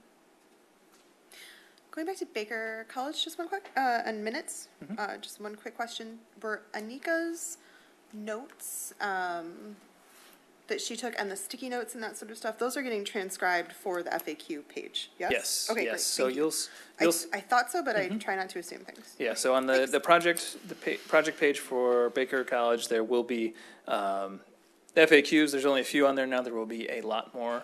There's also an overall summary of, what's happened to date and specifically that planning commission meeting. Yep. The minutes from, that were approved tonight will be part on that page as well, so. Yeah, I had a question from someone about entering, I think I had a question from a commissioner and a member of the public about entering those notes into the public record, and I, the more I thought about it, that we were in recess, but we also let's say it was a master planning meeting, and you're doing kind of that sticky note exercise. It wouldn't necessarily be entered into the planning commission's minutes, but I wanted to make sure that it was captured. I wanted to figure out how and where it was going to be captured. Yes. So, okay, on the project page and in the FAQs. Yes. Thank you. Anything else? I guess one question that's came up at a lot of planning commission meetings, the development 409 on 9 Mile. It was dark today, probably maybe when the planning commission showed up, but there's active demolition happening on site. So we're excited to see that. Building plans have been approved, and so things, you should be seeing some foundation work and things like that in the coming weeks and months. So I'm sure they're excited. So I think they are very excited. So any items from commission? Are you still here for the next one? I have one more planning commission left. Okay, So. you're still with us one more? Okay, great. Yeah. No pressure. just checking. All right. Anything for us today? Okay. I need to put you on the spot. But. All right, we will adjourn at 8:27 p.m. thanks, everybody. Thank you, everybody. Did you want to hit Thank that? you. Yeah. How to get all the way down there? I don't know. Got all the way down. Yeah, we didn't come from there.